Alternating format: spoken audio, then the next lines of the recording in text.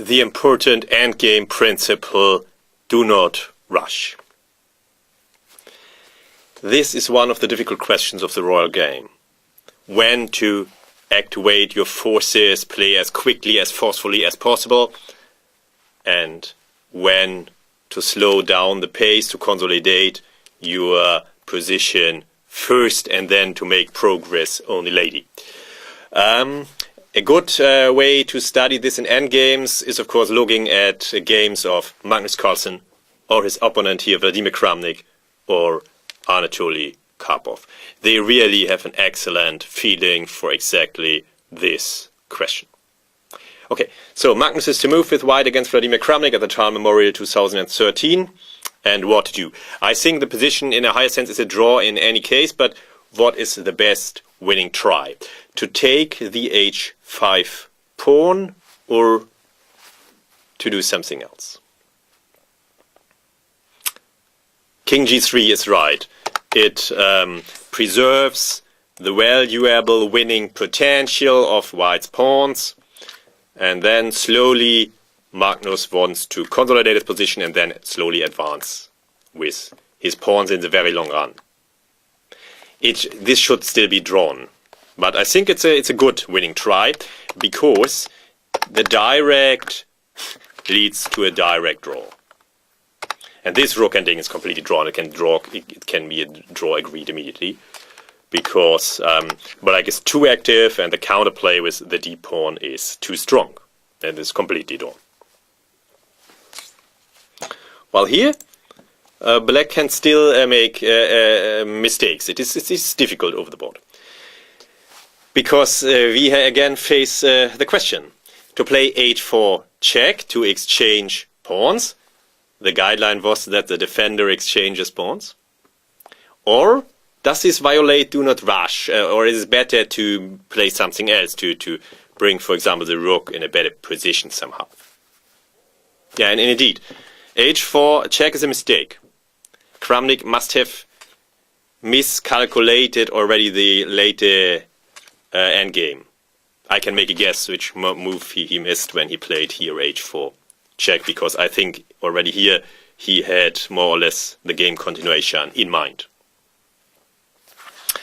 Golubev has already given in chess today the following variation, improving the rook and now cut off.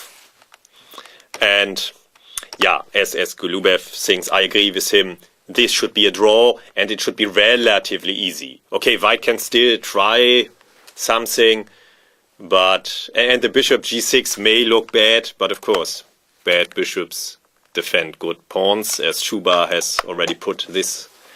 And here I think it's okay. The bishop is of course not really bad, and Black's rook is very active. This should be a draw, and it should not be so difficult to defend, especially for such an extremely strong player like Vladimir Kramnik.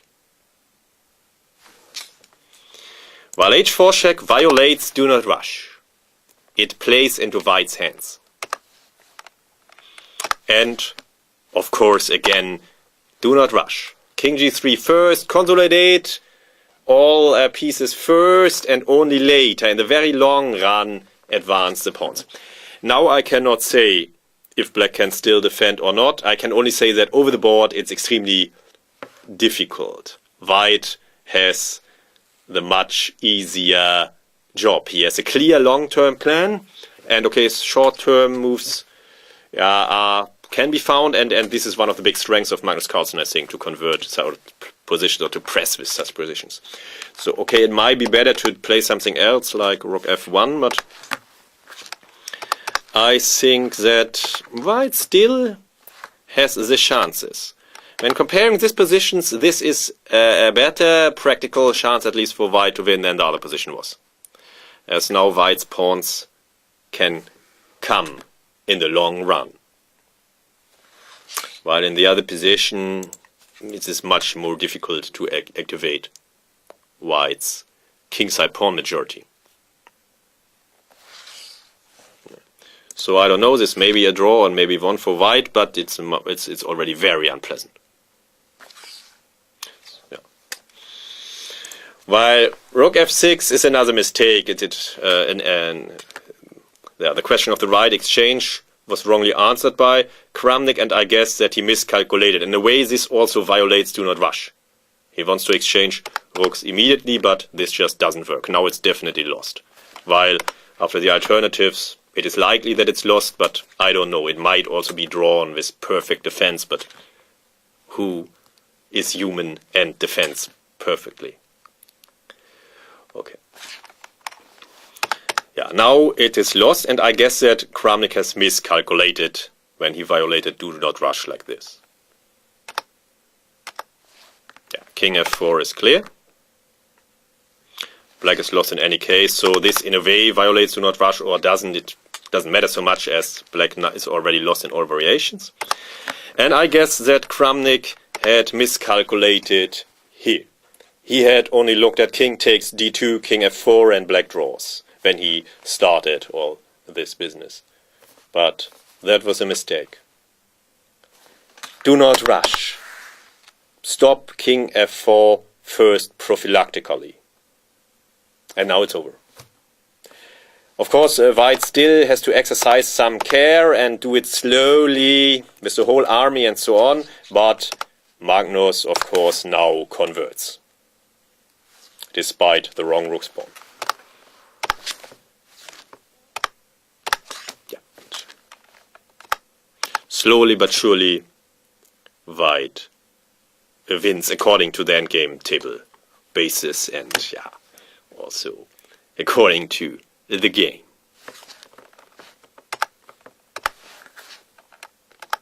Slowly. Improve the bishop first, and now everything is ready for the pawn advance. And again, improve everybody first.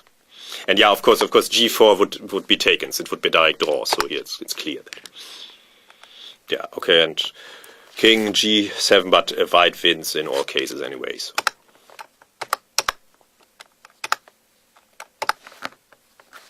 Now the pawn has advanced. The next step will be to bring the bishop, to cut off black's bishop defense, to bring the g-pawn to g5.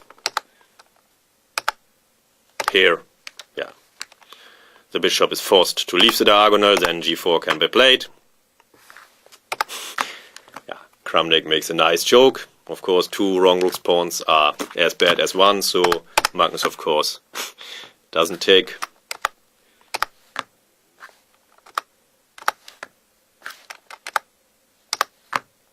And the next step will be to force the bishop away from that diagonal. Okay, first Kramnik makes another joke, but of course it's just ignored.